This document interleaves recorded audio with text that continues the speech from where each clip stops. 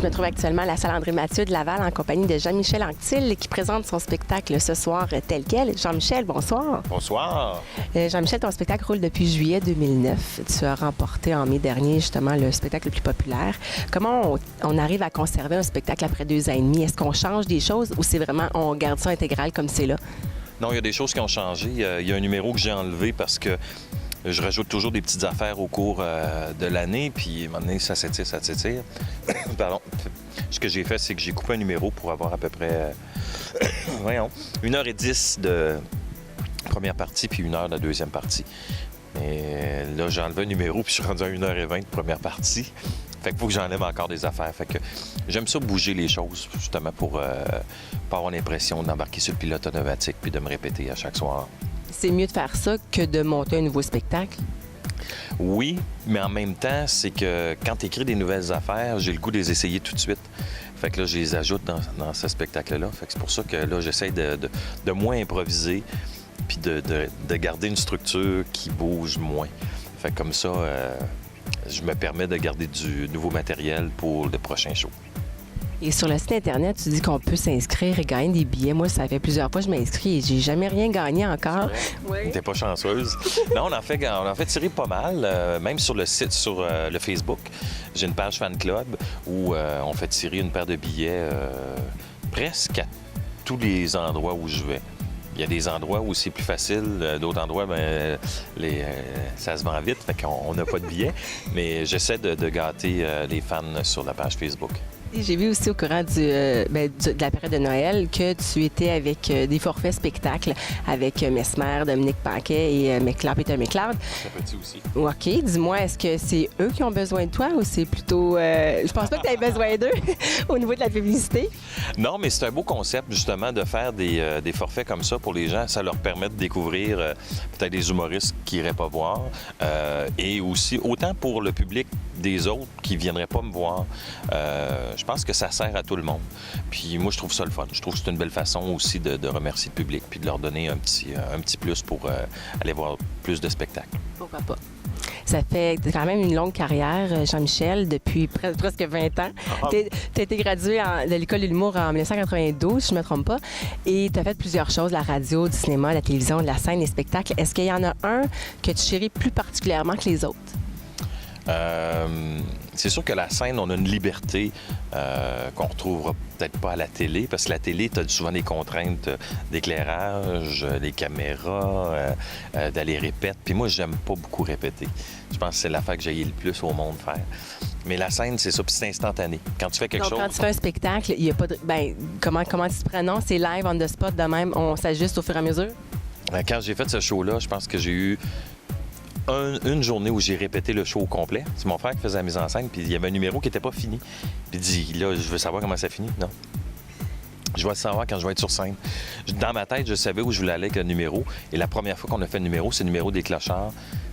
C'est la première fois où on le savait comment il finissait le soir de la première à Gatineau. Puis je le savais, puis je disais à mon frère, j'ai besoin de public, j'ai besoin de retour. Parce que là, de le faire dans le vide, je vais me tanner, puis je vais me décourager, puis le numéro va probablement prendre le bord. Fait que j'avais besoin de public, j'haïs ça répéter. J'ai besoin d'un retour. C'est comme si tu joues au tennis avec un mur, à un moment donné, tu te fatigues. Tu as besoin d'avoir des échanges. Puis c'est un peu ça aussi. Le public te donne un échange, un retour, puis tu joues avec ça. Fait que ça te guide aussi dans le numéro. Est-ce que c'est ta base en improvisation qui te fait être si solide lorsque tu improvises comme ça sur scène? Bien, ça me sécurise, en tout cas. Je pense que s'il y a un imprévu, je ne serai pas déstabilisé. Je vais jouer avec ça. L'impro a été pour moi une belle formation, une belle base aussi pour jouer avec les gens puis avec l'inattendu. J'aime improviser, puis je m'en garde tout le temps une petite partie dans le show où je peux me promener puis improviser. Juste au long de ta carrière, tu as eu plusieurs récompenses, prix du public, entre autres au gala des Oliviers. Tu en as eu 7 dans les 10 dernières années. Que du public. Que du public, ouais. Avec le meilleur spectacle et le meilleur humoriste, si je me trompe pas. Est-ce qu'à un moment donné, avec toutes ces nominations, ces prix-là, est-ce que ça construit la confiance ou on reste quand même toujours, tout dépendant de ce que tu fais, ça reste comme à toujours prouver? Non, on a toujours à prouver. On a toujours... Moi, je vais toujours avoir, je pense, une insécurité. Puis je pense que c'est bien parce que ça te force à te dépasser, puis à pas t'asseoir sur tes lauriers puis te dire « Ah, ça va bien ». Non, moi, je veux tout le temps... Je suis très exigeant. Je pense que la critique la plus sévère envers moi-même, c'est moi. Puis je veux toujours me dépasser. Je veux toujours que ça soit parfait. Puis quand je finis un show, je suis pas content des fois parce que je fais « Ah, telle affaire, je l'ai manqué » ou « Il me semble, là, j'ai manqué d'énergie » ou « Là, je suis allé trop vite ». Fait que... Puis il y a beaucoup de plus en plus d'humoristes aussi. Les jeunes sont très bons. Ils amènent une énergie nouvelle aussi. Puis ça te pousse justement en tant que vieille affaire à te pousser. Donc d'avoir 20 ans de carrière, c'est bon, mais d'un autre côté, il ne faut pas s'asseoir là-dessus non plus. Ah non, non. J'ai regardé Yvon Deschamps qui, même après tant d'années, puis c'est un monument, Yvon, qui lui était toujours aussi nerveux avant de faire un gala. Puis je pense que tu as la pression des années passées aussi qui sont là. Les gens ont des attentes. Tu veux répondre à ces attentes-là, tu veux pas les décevoir. Fait que ça fait partie aussi de la game, comme on dit, en bon français. Mais tu sais qu'on t'aime toutes. Non, il y en a qui m'aiment pas, mais c'est correct. On peut pas plaire à tout le monde, puis on essaie de plaire au plus grand, plus de monde possible.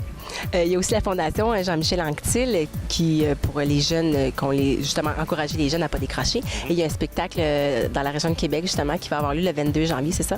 Oui, le 22 janvier à Québec, puis le 16 mars à Brossard, où les profits sont versés à des organismes locaux qui travaillent sur le terrain pour aider les jeunes à rester à l'école, à ne pas décrocher. On fait notre 10e année de spectacle accroche-cœur, puis on est en train de dépasser nos objectifs, fait qu'on est bien contents. Okay.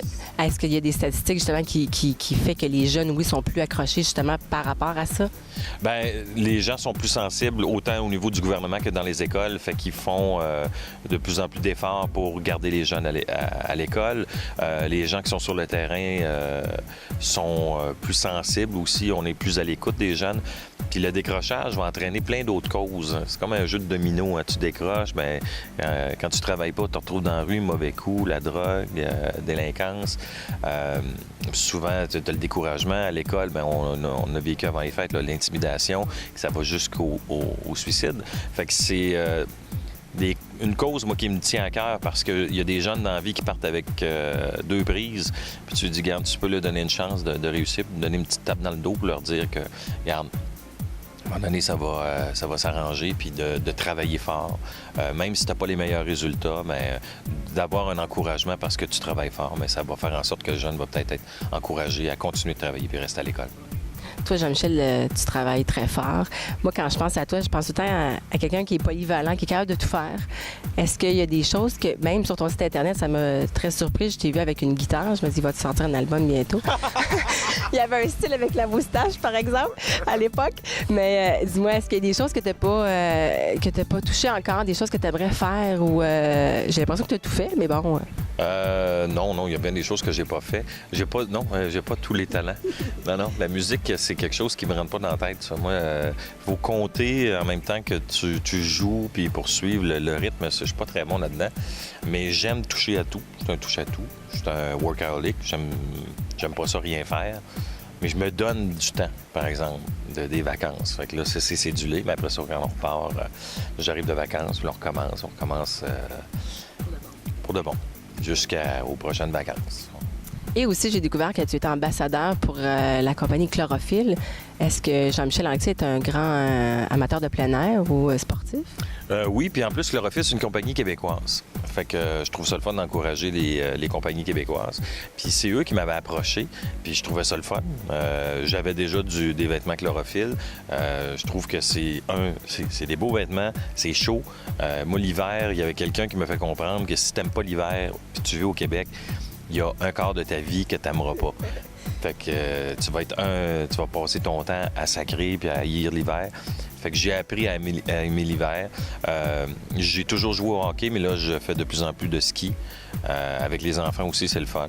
On va glisser, on va patiner dehors. Fait que quand tu es habillé chaudement, l'hiver, ça passe vite. Puis ça va aider justement à faire des activités dehors, à ce que ça passe vite. Mais je préfère les vacances au soleil. Et dis-moi, avec la nouvelle année qui commence en 2012, qu'est-ce qu'on peut te souhaiter pour 2012, Jean-Michel? Bien, comme on en parle tantôt, de 20 ans de carrière, vieille affaire.